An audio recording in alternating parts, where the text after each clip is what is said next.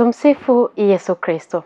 Mpendwa, Juni 29, Mama Kanisa anaadhimisha sherehe ya watakatifu Petro na Paulo.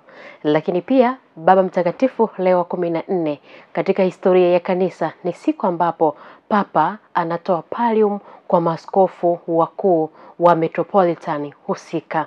Je, unatamani kufahamu neno pallium ni kitu gani? Je, unatamani kujua historia yake ilianza vipi? Ungana pamoja nami mwanzo mpaka mwisho ili nikuelezee hasa nini maana ya pallium, ilianza vipi, inafanya nini ndani ya kanisa Katoliki. Hayo yote unayapata kwenye makala hii. Karibu.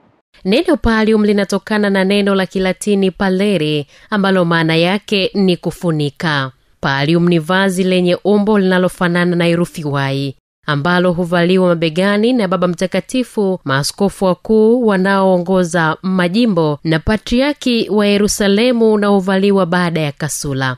Sio kila askofu mkuu huvaa pallium, bali ni wale ambao ni maaskofu jimbo. Kwa mfano, kwa upande wa Tanzania, Mwadhama Protas Kardinali Rugambwa, askofu mkuu wa jimbo kuu Katoliki Tabora; askofu mkuu Renato Sinkwande wa jimbo kuu Katoliki Mwanza; askofu mkuu Juda Tadei Ruwa'ichi, askofu mkuu wa jimbo kuu la Dar es Salaam; askofu mkuu Isaac Yamani wa jimbo kuu Katoliki Arusha; askofu mkuu Beatus Kinyaia wa jimbo kuu Katoliki Dodoma; askofu mkuu Gervas Nyaisonga wa jimbo kuu Katoliki Mbeya; na askofu mkuu Damian Dennis Dalu, askofu mkuu wa jimbo kuu Katoliki Songea.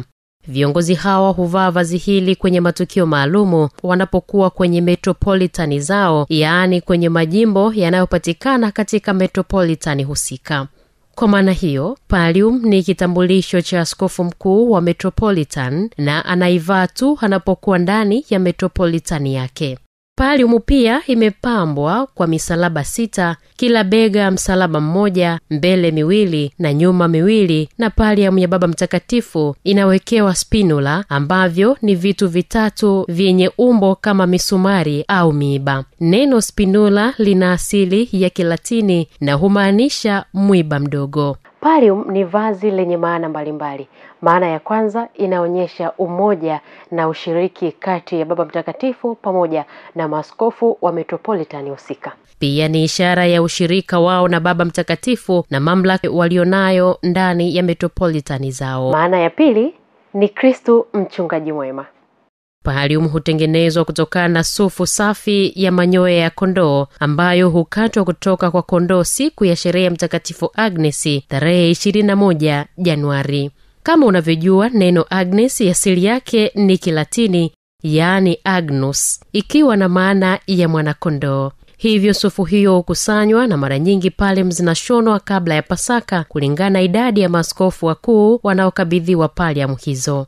Tukijikumbushia kidogo kutoka katika maandiko matakatifu, Kristo katika Agano Jipya anatambulishwa na Yohane Mbatizaji kuwa ni mwanakondoo wa Mungu. Siku inayofuata Yohane akamwambia Yesu akija kwake na kusema, "Tazama mwanakondoo wa Mungu mwenye kuondoa dhambi za ulimwengu." Rejea Yohana sura ya 1 aya 29. Pia tunaweza kusoma katika Injili ya Yohane sura ya 1 aya ya 36, naye akamwona Yesu akitembea, hivyo akasema, "Tazameni mwana kondoo wa Mungu." Agano la Kale pia linadokeza habari za mtumishi mteseka wa Bwana ambaye anachukuliwa kama kondoo wa kuchinjwa. Rejea Isaya 53.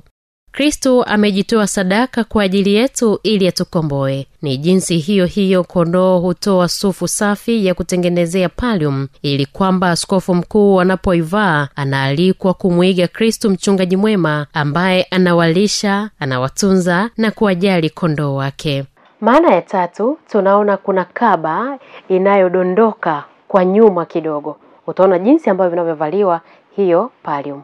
Muundo wa pallium una umbo la herufi Y na huvaliwa juu ya kasula kuzunguka shingo, huku mkanda mmoja ukishukia upande wa kifua na mwingine mgongoni. Tazama mchoro huo. Kwa kuivaa pallium huonesha jukumu alilonalo askofu, jukumu la kubeba kundi lake kwa upendo na sadaka kubwa kama vile Kristo mchungaji mwema alivyofanya. Maandiko matakatifu yanaeleza dhana hii ambapo Yesu alisema, "Jitieni nira yangu, mjifunze toka kwangu, kwa kuwa mimi ni mpole na mnyenyekevu wa moyo, nanyi mtapata raha nafsini mwenu, kwa maana nira yangu ni laini na mzigo wangu ni mwepesi." Rejea Injili ya Mathayo sura ya 11 aya 29 hadi ya 30. Hivyo, kuvaa pallium ni kama kuvaa nira ya Kristo. Pallium hutolewa na Baba Mtakatifu kwa maaskofu wakuu wapya kila tarehe 29 Juni, ambapo ni sherehe ya watakatifu Petro na Paulo kwa maaskofu wakuu walioteuliwa.